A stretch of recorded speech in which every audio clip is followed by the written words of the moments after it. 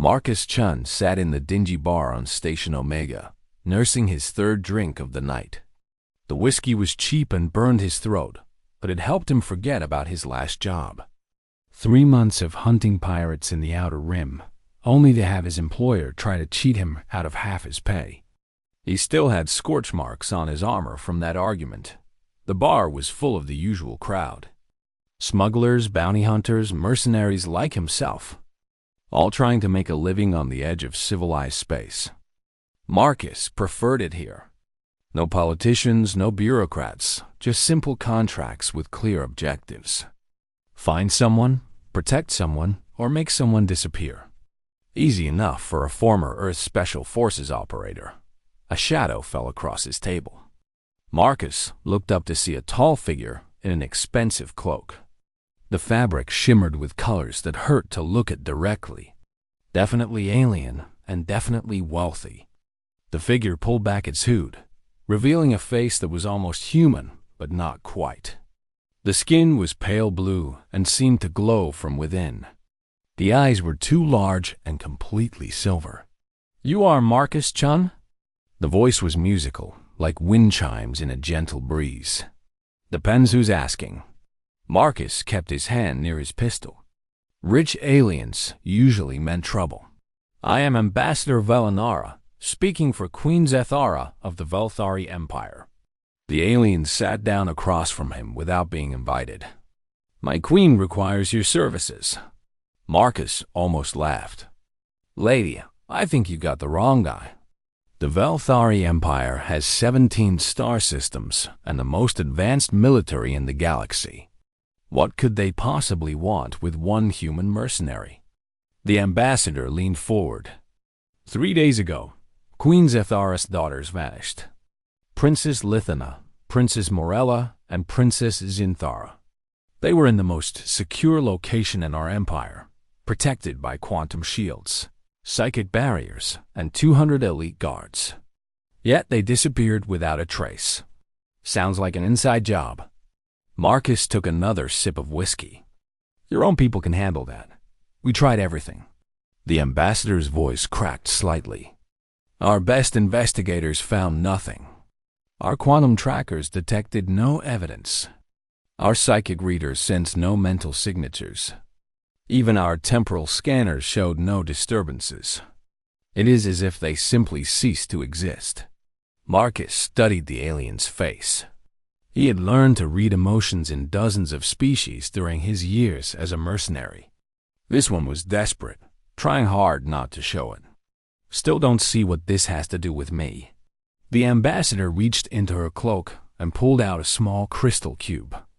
She placed it on the table between them. The cube projected a hologram showing 3 young aliens who looked like smaller versions of their ambassador.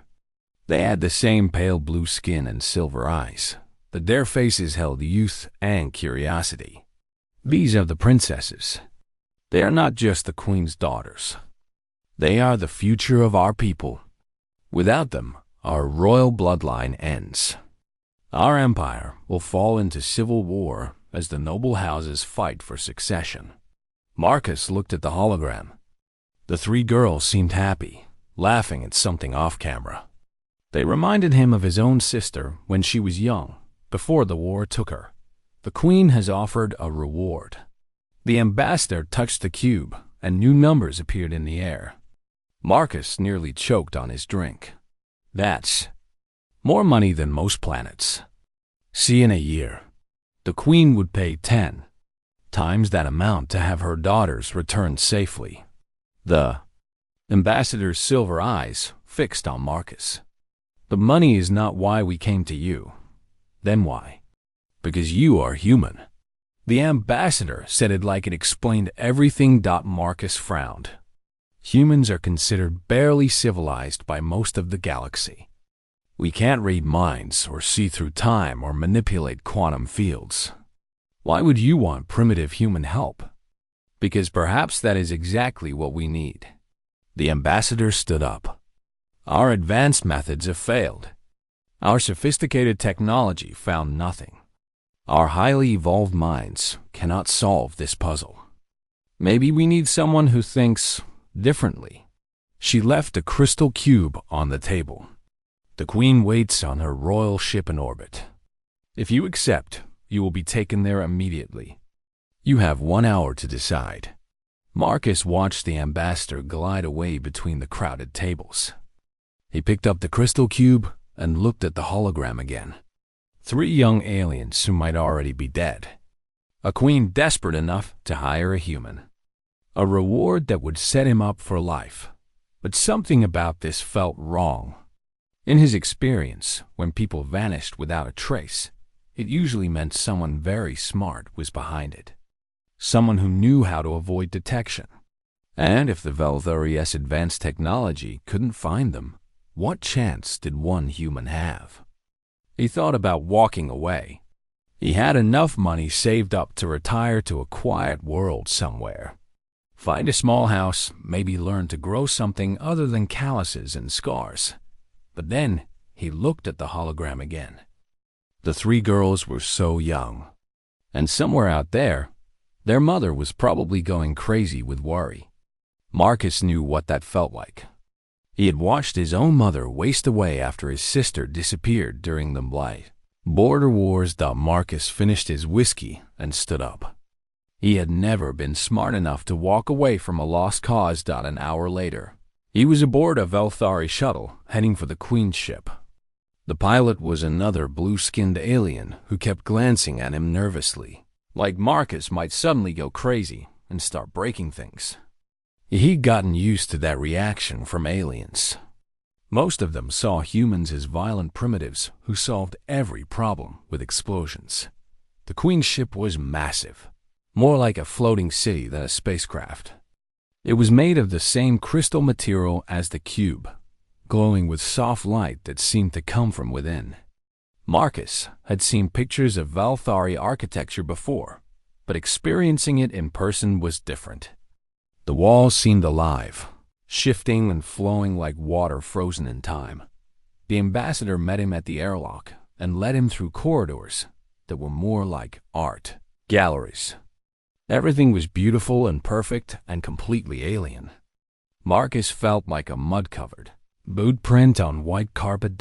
They finally reached a vast chamber with a ceiling that disappeared into clouds of soft light.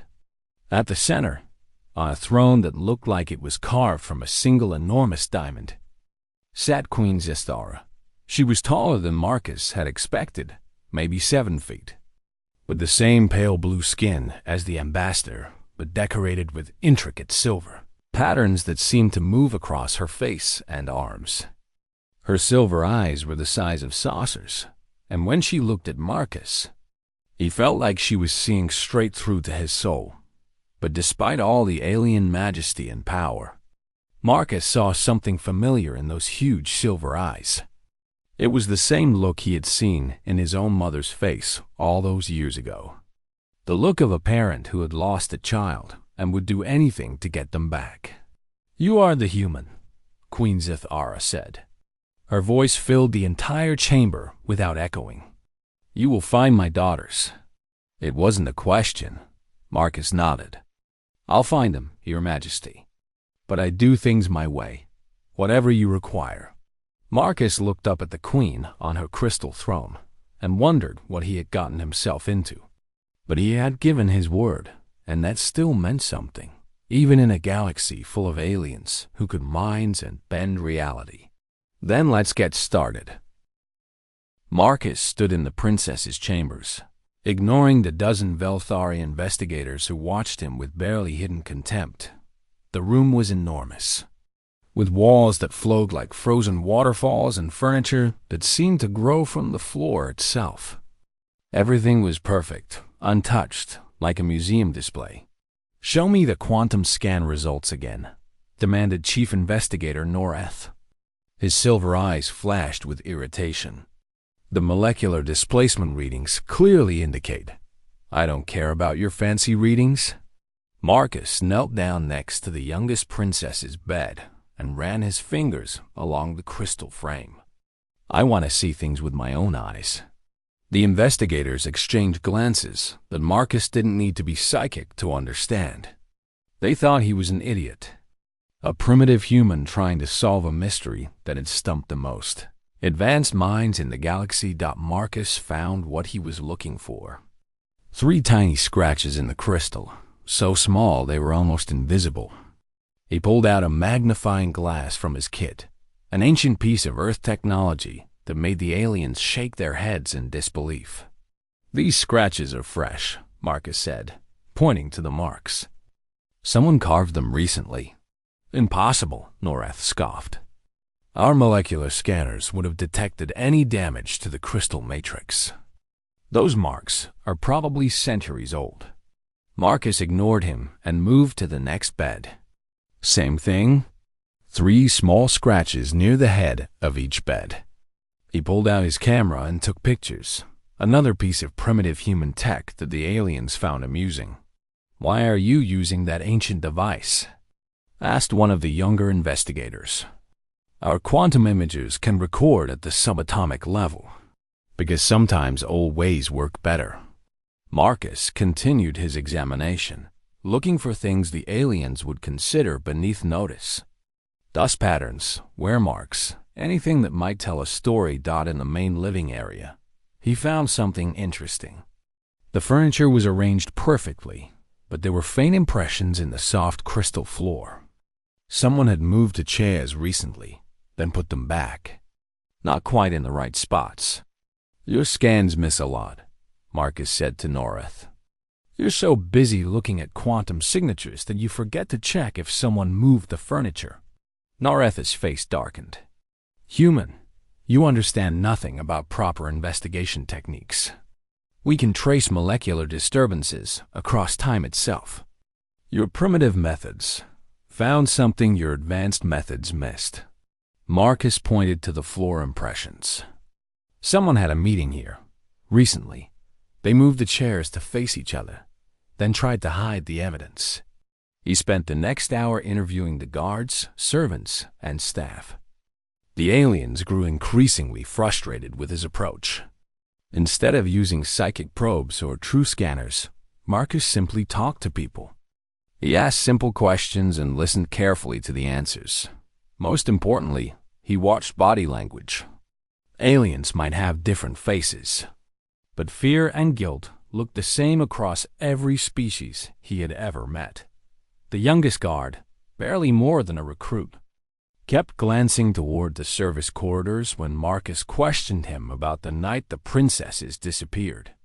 "You saw something," Marcus said quietly, pulling the guard aside. "What was it?" I cannot say." Chief Investigator Norath said it was not important. Marcus looked back at the Chief Investigator, who was arguing with another alien about quantum field fluctuations. "I'm not Norath. Tell me what you saw." The guard's silver eyes darted around nervously.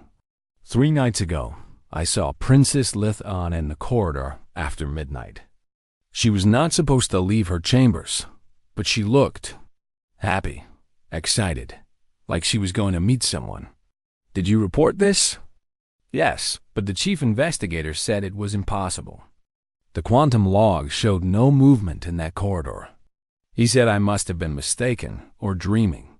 Marcus felt pieces of the puzzle clicking into place. "What else?" Princess Livina was carrying a small bag, and she kept looking back, like she was making sure no one followed her. That afternoon, Marcus examined the service corridors while the Velthari investigators continued their quantum scans in the main chambers. The corridors were dimly lit and narrow, designed for maintenance workers rather than royalty. Most aliens would never think to look here. Marcus found more evidence. Footprints in the dust that matched Velthari boots. Recent ones. Someone had been using these corridors regularly, and they had been careful to stay quiet. At the end of one corridor, he discovered something that made his blood run cold. Hidden behind a maintenance panel was a small device he recognized immediately. It was crude, built from scavenged parts, but effective. A jamming device that would interfere with quantum scanners and psychic probes. Human technology. Someone with human knowledge had helped the princesses disappeared. Marcus was examining the device when alarms began screaming throughout the ship. Emergency lights flashed, and he could hear the thunder of running feet in the main corridors. He grabbed his weapons and ran toward the throne room, his boots echoing in the crystal halls. When he arrived, he found chaos. The Queen's guards were scattered around the chamber, some unconscious, others groaning in pain. Queen Zethara was standing behind her throne, her silver eyes wide with shock. What happened? Marcus demanded, checking the fallen guards for serious injuries. An assassin, the Queen said, her musical voice shaking. They appeared from nowhere and attacked. My guards' energy weapons had no effect. Their shields simply absorbed everything. Marcus frowned. Valthari energy shields were nearly impenetrable. For them to fail meant someone had access to very specific knowledge about their weaknesses. How did you survive? I do not know.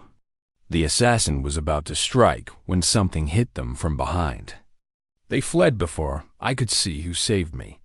Marcus walked to where the Queen pointed.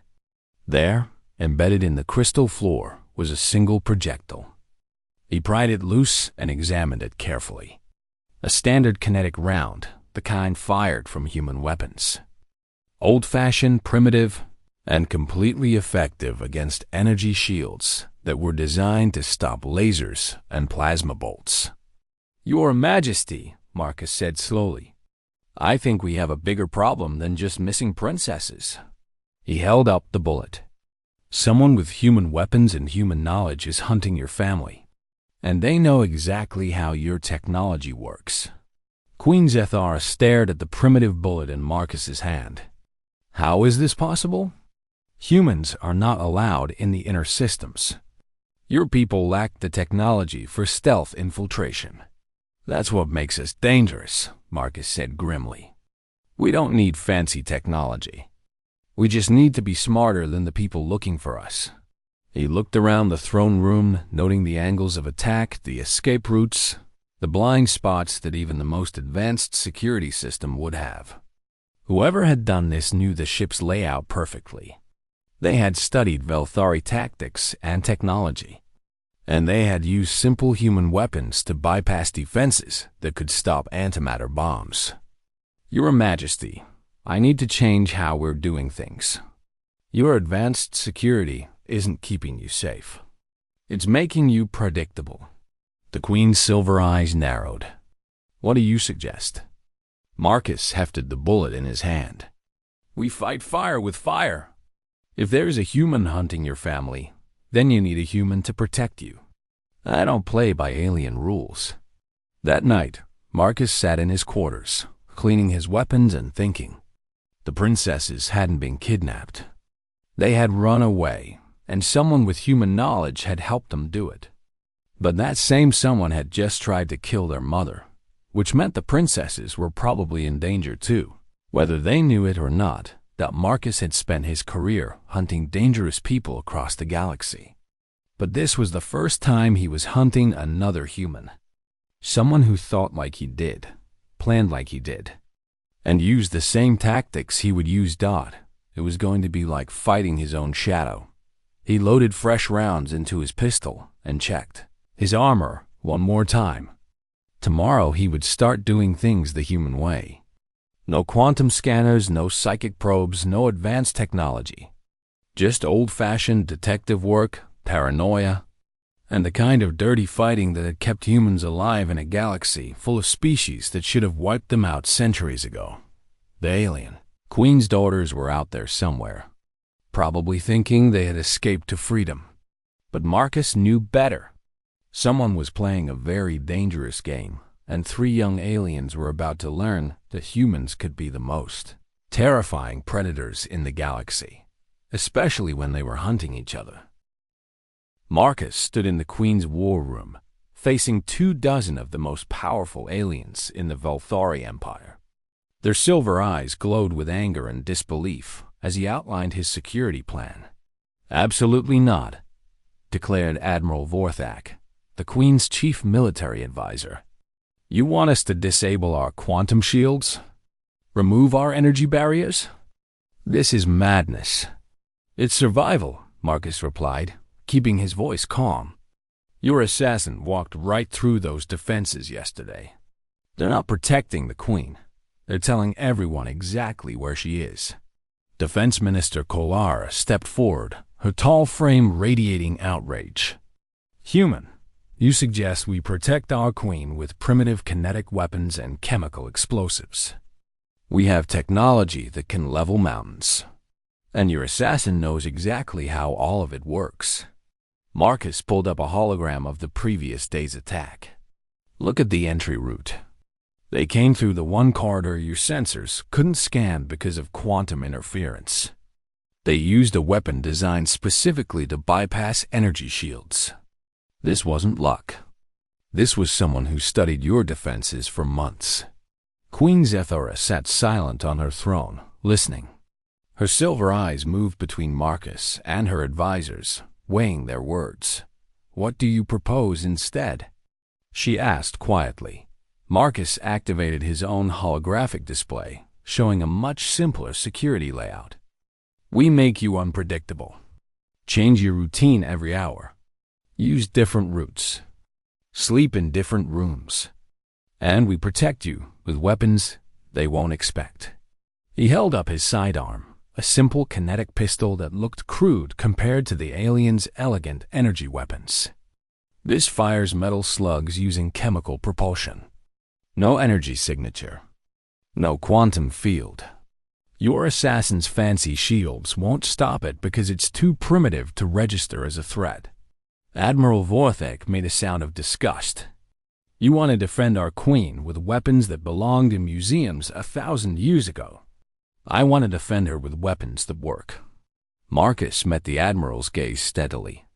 Your energy weapons are beautiful, precise, and completely useless against someone who knows how to counter them. Sometimes the best high-tech solution is no tech at all. The debate continued for another hour, but Queen Zethora finally raised her hand for silence.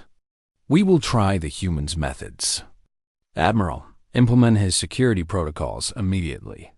The advisors looked like they had been asked to eat poison, but they obeyed Dot over the next 3 days. Marcus turned the Queen's life upside down.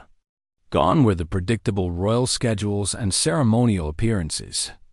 Instead, Queen Zethara moved through her ship like a ghost, following routes that changed hourly and seemed to make no logical sense. Marcus replaced her elite guard with a smaller team armed with human weapons. Kinetic rifles, chemical grenades, and old-fashioned armor that relied on metal plating instead of energy fields. The royal court was horrified, but Marcus didn't care about their opinions. He taught the Queen herself to use a human pistol, showing her how to aim and fire the primitive weapon. She learned quickly, her alien grace adapting to the unfamiliar technology. Why do you trust these simple weapons? She asked during one of their training sessions. Because they're honest, Marcus replied, watching her hit the center of the target. An energy weapon can be hacked, redirected, or absorbed by the right countermeasures. But a chunk of metal moving really fast, that's harder to argue with. On the 4th day, the assassin struck again. Marcus was escorting the Queen through a maintenance corridor when his instincts screamed danger. He grabbed the Queen, threw both of them behind a support beam, just as the wall exploded in a shower of crystal shards. The assassin stepped through the hole, dressed in sleek black armor that seemed to bend light around it. Stealth tech, advanced enough to fool even Velthari sensors. But Marcus could see the faint heat distortion, a trick he had learned fighting invisible enemies on a dozen different worlds. The assassin raised a weapon that hummed with deadly energy. It looked like Velthari technology, but modified with components Marcus didn't recognize. The beam it fired would have cut through the Queen's normal energy shields like they were made of paper. Instead, it hit the metal barrier Marcus had installed in the corridor.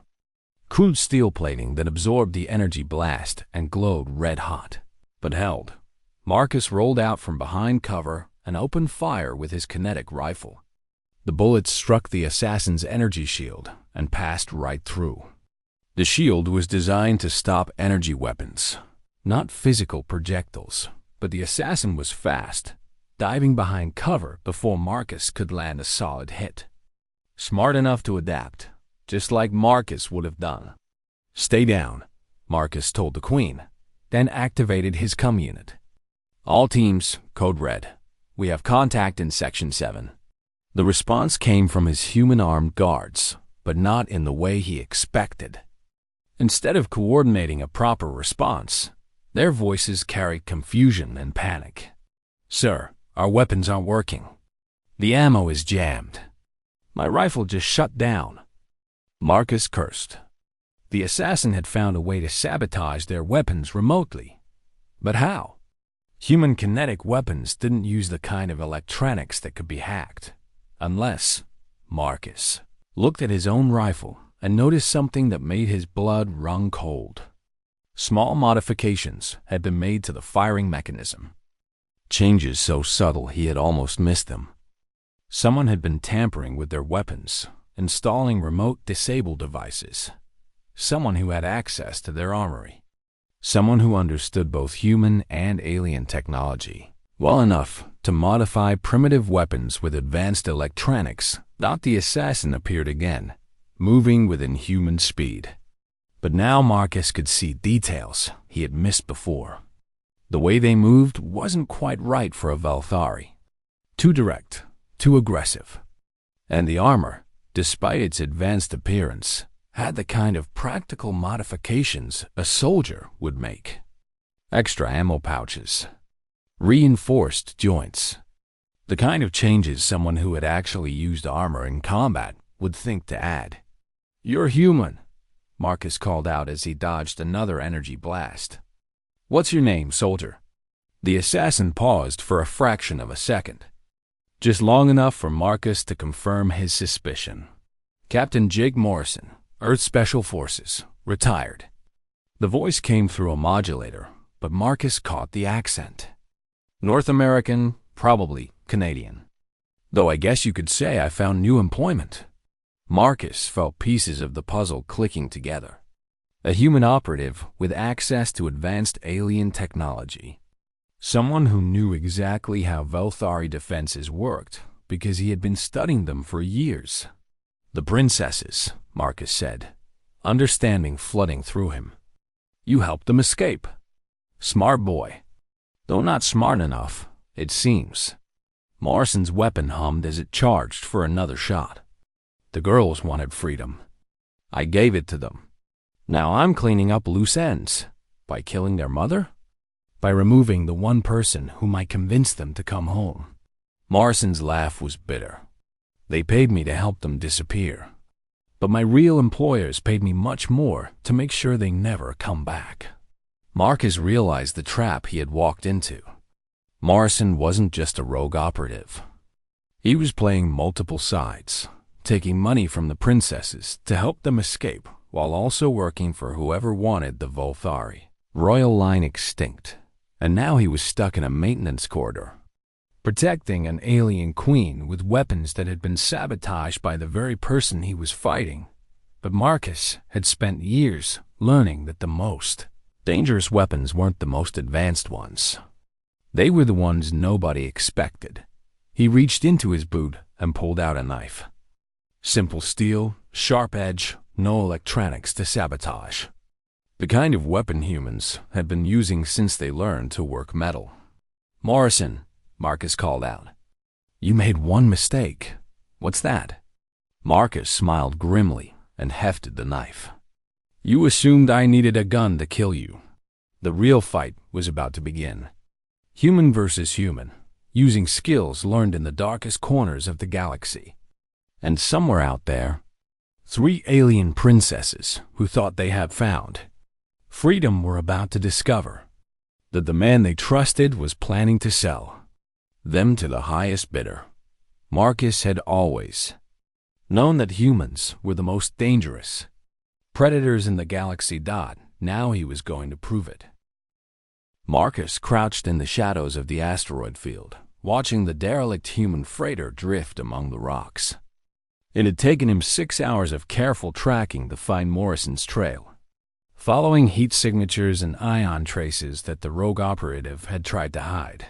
The freighter was old, maybe 50 years, though back when humans still used crude fusion drives and steel hulls. It was exactly the kind of ship that advanced alien scanners would dismiss as worthless junk. The perfect hiding place. Are you certain they are inside? Queen Zestera asked through the comm. She was back on her ship, safe behind the new security protocols Marcus had established after their fight with Morrison. The energy readings match Velthari life signs, Marcus replied, checking his scanner. 3 of them in what looks like the cargo hold. But there's something else. The whole ship is wrapped in radiation shielding that's interfering with detailed scans. Human engineering at its finest. When you couldn't build perfect shields, you built thick ones. The freighter's hull was lined with enough radioactive material to blind even the most sophisticated sensors. It was crude, dangerous, and effective. Marcus docked his shuttle to the freighter's airlock and cycled through. The interior was dark, lit only by emergency lighting that cast long shadows down empty corridors. The air was stale and tasted of recycled atmosphere that had been recycled too many times. He made his way toward the cargo hold, weapon ready. But as he got closer, he heard something unexpected. Voices, young voices, speaking in the musical language of the Velthari. They sounded scared. Marcus reached the cargo hold and found the 3 princesses huddled together in the center of the room. They were inside some kind of energy cage, a cube of crackling force that surrounded them on all sides. When Princess Lithana saw him, her silver eyes went wide with fear. "Please," she said in accented English. "We did nothing wrong. We just wanted to be free." Marcus holstered his weapon and approached the cage carefully. The energy field was clearly designed to contain Velthari, probably nullifying their natural abilities. It was sophisticated work, the kind that required deep knowledge of alien biology. "I'm not here to hurt you," Marcus said gently. "Your mother sent me to find you." Princess Morella, the middle daughter, laughed bitterly. "Our mother wants to drag us back to our crystal cage, to spend our lives as ornaments in her court, married off to whatever nobleman will strengthen her political position. So, you hired Morrison to help you escape." The youngest, Princess Intara, nodded. "Captain Morrison promised us freedom. He said he could take us somewhere our mother would never find us. We just wanted to choose our own lives." Marcus studied the energy cage. The control panel was mounted on the wall nearby, covered with human text and Velthari symbols. Morrison had built this himself, combining technologies from both species. "What happened? Why are you trapped?" Princess Lithana's voice broke. "Captain Morrison said there was a change of plans. He brought us here and activated this prison. He said people were looking for us, and we needed to stay hidden for a while. But it has been 3 days, and he has not returned." Marcus felt anger building in his chest. Morrison had played these girls perfectly, offering them exactly what they wanted most: freedom from their royal obligations, a chance to see the galaxy on their own terms. Instead, he had delivered them into a trap. Did Morrison say anything about other people? Anyone he was working with? Princess Morella exchanged glances with her sisters. He mentioned employers, people who would pay him for proof that we were gone forever. Proof. Princess Zinthara shuddered. He said they would need our bodies to confirm that the royal bloodline had ended. Marcus closed his eyes. It was worse than he had thought. Morrison wasn't just planning to sell the princesses. He was planning to kill them and deliver proof of their deaths to whoever wanted to destabilize the Velthari Empire. And Marcus had led him straight to their location. "We have to get you out of here," Marcus said, examining the cage's control panel. The system was complex, requiring both human and Velthari biometric data to open. Morrison had made sure only he could free the prisoners. "You cannot," Princess Lithana said sadly. "We tried everything. The cage neutralizes our abilities, and the controls are locked with Captain Morrison's genetic signature." Marcus pulled out his multi-tool and started working on the control panel. "Lucky for you, I don't play by the same rules as Morrison." He began cutting into the panel circuitry, looking for the power conduits that fed the cage. It was delicate work. Cut the wrong wire, and the cage might kill the prisoners instead of freeing them. As he worked, Princess Morella asked quietly, "Are you going to take us back to our mother?" Marcus paused in his cutting. "That depends. What do you really want?" "To choose our own paths," Princess Zinthara said fiercely. "To see the galaxy. To learn about other cultures. To maybe even fall in love with someone we pick ourselves, instead of someone chosen for political advantage. We know our mother loves us," Princess Lithana added, "but she sees us as chess pieces in her political games. We are not people to her. We are assets." Marcus understood that feeling. He had spent years as a soldier, following orders, being treated as a weapon instead of a person. But running away wasn't always the answer. "Your mother almost died yesterday," he said, still working on the control panel. "Someone tried to assassinate her. Probably the same people Morrison was working for."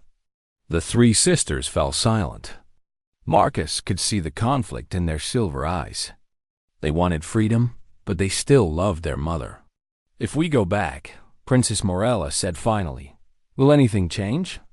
"That's up to you and her to decide." Marcus found the main power conduit and prepared to cut it. "But you can't make that choice from inside a cage." Warning lights began flashing throughout the freighter. Someone was approaching fast, and the ship's sensors had detected them. Morrison was coming back. "Stay calm," Marcus told the princesses. "I'm getting you out of here."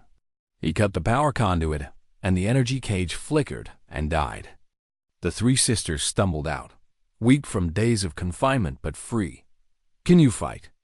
Marcus asked, checking his weapons. Princess Lithana straightened, and for a moment, Marcus could see her royal heritage in the way she carried herself. "We are daughters of the Velthari Empire. We may have been sheltered, but we are not helpless." A docking clamp echoed through the ship as Morrison's vessel attached to the freighter. Marcus could hear footsteps in the corridor, coming closer. "He'll have the advantage," Marcus said, thinking quickly. "He knows this ship better than we do, and he'll be prepared for a fight." But Marcus had one advantage Morrison didn't expect. Three angry Velthari princesses who had just discovered that their trusted friend had been planning to murder them. "Your Highnesses," Marcus said with a grim smile, "I think it's time you learned what freedom really means. Sometimes you have to fight for it." Princess Morella's silver eyes blazed with fury. "What do you need us to do?" Marcus began outlining his plan as Morrison's footsteps drew closer. The rogue operative thought he was walking into a simple execution. 3 helpless prisoners and 1 human mercenary. Instead, he was about to face the wrath of the Velthari royal family. And Marcus was going to make sure Morrison learned firsthand why humans had earned their reputation as the most dangerous fighters in the galaxy, even when they were protecting the people trying to kill them. Morrison stepped into the cargo hold with his weapon ready, expecting to find 3 helpless prisoners and 1 dead human. Instead, he found an empty cage and Marcus Chun standing calmly in the center of the room. "You're making this harder than it needs to be," Morrison said, his modulated voice echoing in the metal chamber. "The princesses are assets, nothing more. Their deaths will destabilize the Velthari Empire and create opportunities for more practical species to expand their influence." "Let me guess," Marcus replied, keeping his hands visible but ready to move. "The Zethkari hired you. They've been wanting Velthari space for decades. Among others, Turns out a lot of people benefit when royal bloodlines disappear. Morrison raised his weapon. Where are the girls, Chun? Make this easy on yourself. Marcus smiled coldly. They're learning what freedom really means. That's when the lights went out. Princess Lithanna had accessed the ship's power grid through a maintenance panel, using her knowledge of Velthari energy systems to overload the human electrical circuits. The cargo hold plunged into darkness, lit only by the emergency lighting that cast everything in blood-red shadows. Morrison spun, trying to track multiple targets, but the princesses had scattered according to Marcus's plan. Princess Morello was in the ventilation system above, her slight frame allowing her to move through spaces that would trap a human. Princess Zinthara was behind the cargo containers, ready to use her natural Velthari speed when the moment came. And Princess Lithanna was doing something that made Morrison's advanced armor systems scream warnings at him. Velthari royalty didn't just have ceremonial powers. They were living conduits for massive amounts of energy, trained from childhood to manipulate forces that could level mountains. The energy cage had suppressed their abilities for days, building up pressure like water behind a dam. Now the dam was breaking. Lightning began to arc between Princess Lithanna's fingers, building in intensity as she focused her rage and fear into raw power. The metal walls of the freighter started to vibrate, responding to the energy field she was generating. Impossible, Morrison breathed. The null field generators should prevent. You built them to counter normal Velthari abilities. Marcus interrupted, drawing his knife. But these aren't normal Velthari. They're royalty. And you just spent 3 days giving them time to get really, really angry. Morrison fired at Marcus. But Princess Morella dropped from the ceiling at that exact moment, landing on the rogue operative's shoulders and throwing off his aim. The energy blast went wide, scorching the wall behind Marcus. Morrison threw the young princess off and spun to fire at her. But Princess Zinthara burst from behind the cargo containers, moving faster than human eyes could follow. She tackled Morrison from the side, sending them both crashing into a pile of supply crates. Kill the human, Morrison shouted into his comm unit. All units, kill the human now. That's when Marcus realized the full scope of Morrison's plan. The derelict freighter wasn't just a prison. It was a trap, with Morrison's eyes waiting in the asteroid field for Marcus to show up. Through the hull, Marcus could hear the sound of docking clamps engaging. More ships were attaching to the freighter. In minutes, they would be swarming with hostile forces. Your Highnesses, Marcus called out. We need to leave. Now. But Princess Lithanna wasn't listening. The energy building around her had reached critical levels, and her silver eyes blazed with power that made the air itself crackle. She was no longer the sheltered royal princess who had wanted to see the galaxy. She was a force of nature, shaped by generations of Velthari evolution into a living weapon.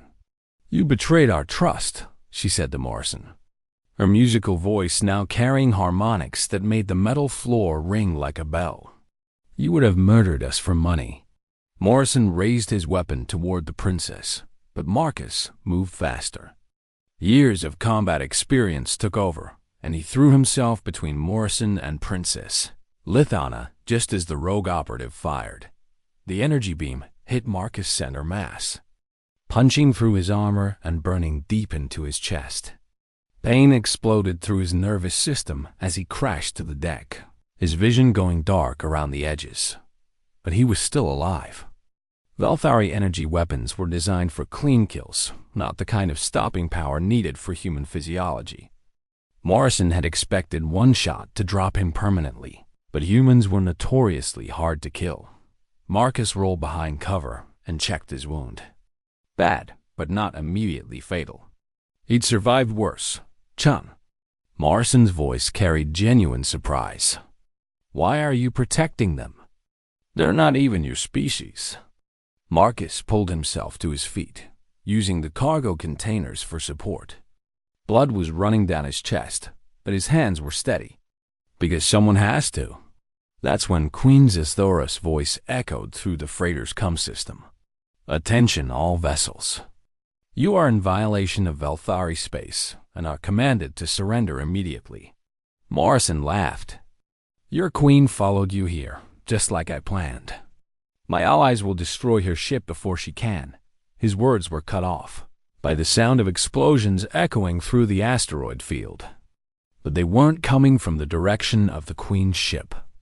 This is Admiral Vorthak, came another voice over the comm. Zefkari vessels neutralized. Your Majesty, the area is secure. Marcus grinned despite his pain. You really think the Queen came here alone? She brought half the royal fleet with her. Morrison's face went pale behind his helmet. His carefully planned ambush had just turned into a massacre of his allies, but the rogue operative wasn't finished. He reached for something on his belt, and Marcus recognized the device immediately. A dead man's switch connected to the freighter's fusion reactor. If Morrison died, the explosion would take out the ship, the princesses, and probably the Queen's vessel as well. Nobody moves, Morrison said, his finger hovering over the trigger. I may not get paid, but I can still complete the contract. The royal bloodline ends here. Princess Lithana took a step forward, energy still crackling around her hands. You cannot threaten us all forever. I don't need forever. Just long enough for the reactor to overload. Morrison's smile was visible through his helmet visor. 30 seconds should do it. Marcus looked at the three princesses, then at Morrison, calculating distances and timing. The dead man's switch was a simple device, but effective. The moment Morrison's heart stopped beating, they would all die, unless someone was willing to keep Morrison alive long enough to disarm the device. Marcus made his decision instead of attacking Morrison. He threw himself forward and wrapped his arms around the rogue operative in a bear hug, pinning Morrison's arms to his sides. Your Highnesses, get out of here! Marcus shouted. Get back to your mother. Morrison struggled against Marcus's grip, trying to reach the dead man's switch, but Marcus held on with the desperate strength of a man who had nothing left to lose. Chen, let go. You're going to get us all killed.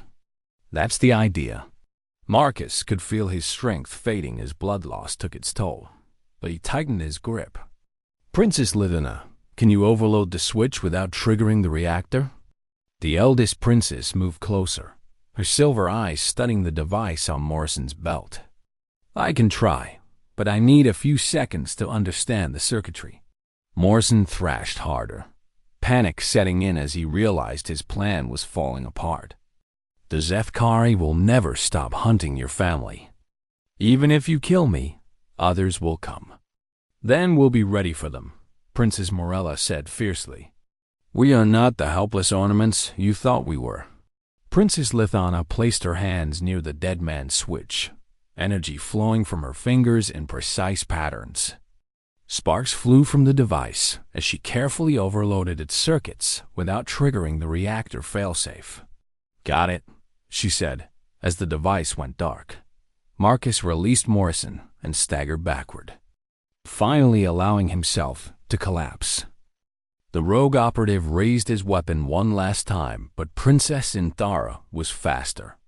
Moving with the inhuman speed of her people, she struck Morrison's arm, and the weapon went flying. Morrison looked around at the three princesses, all of them now crackling with barely contained energy, and finally seemed to understand what he was facing. You're not helpless, little girls, he said in amazement. No, Princess Lithana replied, her voice carrying the authority of generations of Volthari rulers. We are the future of an empire, and we choose our own destiny. The cargo hold filled with the sound of cutting tools as the Queen's guards breached the freighter's hull. Within minutes, the chamber was full of Velthari soldiers, who quickly secured Morrison and began providing medical aid to Marcus. Queen Zithara herself entered the cargo hold, moving with the fluid grace of her species, but also with the urgent desperation of a mother who had almost lost her children. She embraced each of her daughters in turn, silver tears streaming down her blue-tinged cheeks. "I thought you were dead," she whispered. "When I heard the ships approaching, I feared the worst." "We are sorry, Mother," Princess Lithana said. "We wanted freedom, but we did not understand the cost, or the danger to our people." Queen Zethara looked at Marcus, who was being treated by the royal medics. "You saved them, again." Marcus managed a weak smile. "Just doing my job, Your Majesty." But Princess Morala stepped forward. "No, Mother. He did more than that. He showed us what true protection means."